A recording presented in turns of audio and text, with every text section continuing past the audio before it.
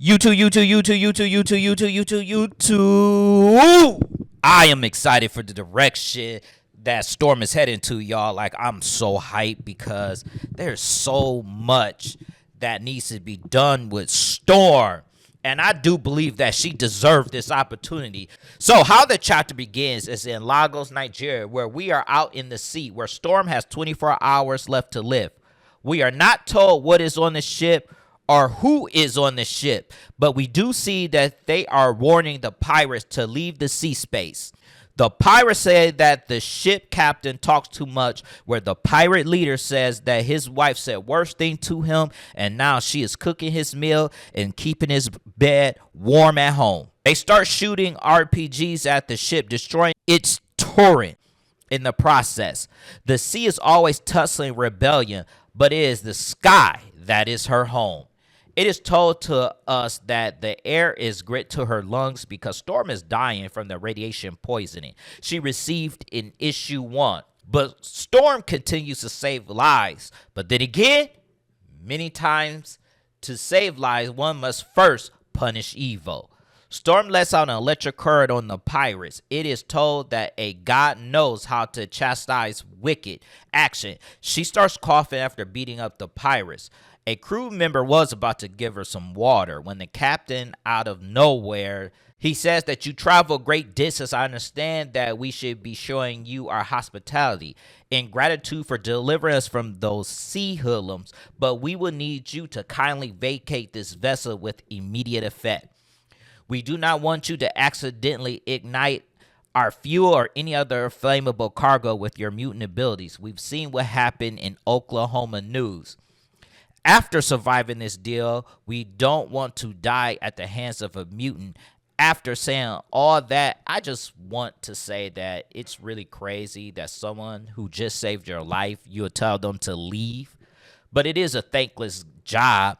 I guess I can kind of understand where they're coming from because, she's coughing up blood and her mutant abilities can go out of control. But Storm has complete control over her mutant abilities. So it's like, bro, she saved your life. Next time, she should have let y'all buzz get killed. But Storm goes back to her Storm Sanctuary where we get the countdown on how many hours Storm has left to live.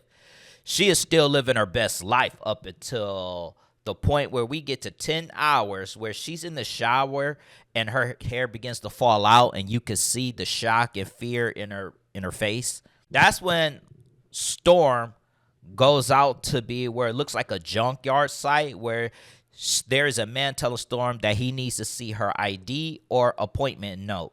He then tells her she looks like an X-Men, and he says he seems to have an issue with the X-Men, but Storm tells him she can't find her Avengers ID. He just tells her she looks like someone he knows, where Storm finds her Avenger ID, which surprises him. He tells her to go on ahead. She tells him it's locked, and he tells her it doesn't matter because the junkyard is an illusion. So they are at some unknown spot in Arkansas. Storm only has 8 hours left at this point. The hospital is called Night and Day for the extra mundane. And I couldn't help but think that Night Nurse has something to do with the help of this extra mundane hospital because it's night and day. And it's interesting because the doctor that ends up coming out name is Day, which is actually funny. And he was ready to help Storm until he realized that she's an X-Man, where he tells her he does not treat X-Men.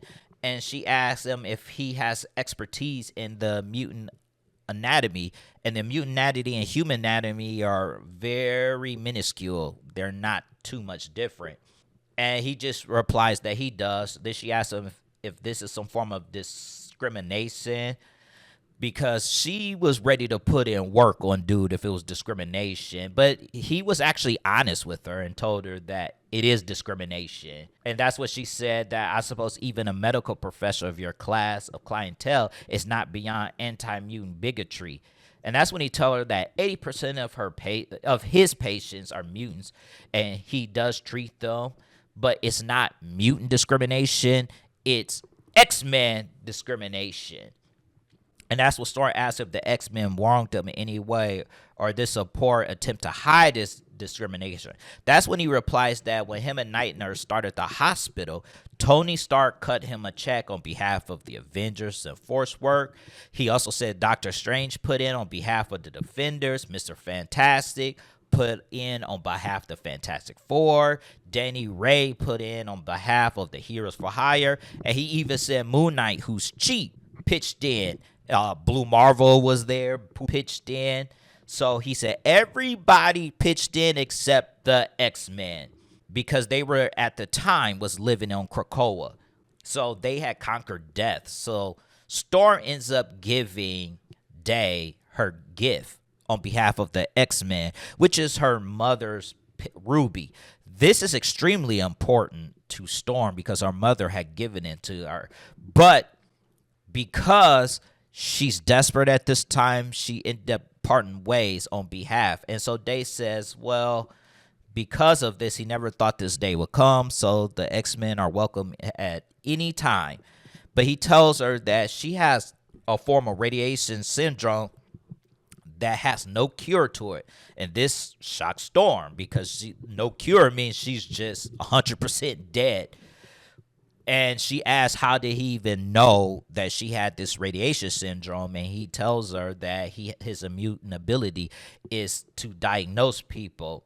And that is an interesting power to have, if you ask me, that you can just look at somebody and just already diagnose them. That's kind of interesting.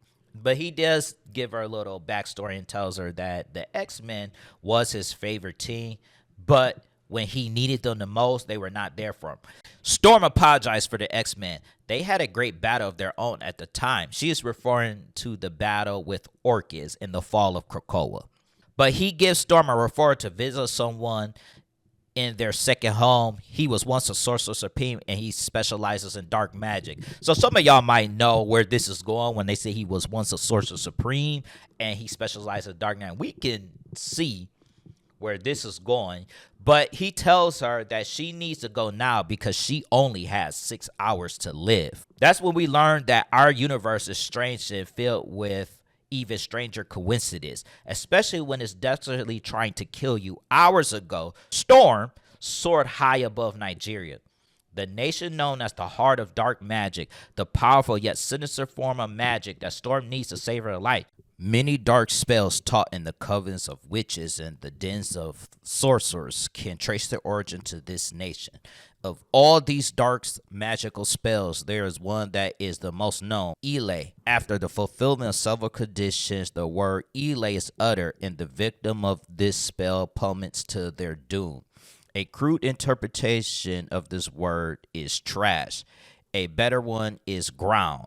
But even if you would not want to admit it, you know what the word truly means. For what source must one day surely fall? Oblivion awaits. However, the undisputed master of dark magic resides not in Nigeria, not in Liberia, not in Dormammu's dark dementia, or any nation or realm you would easily consider.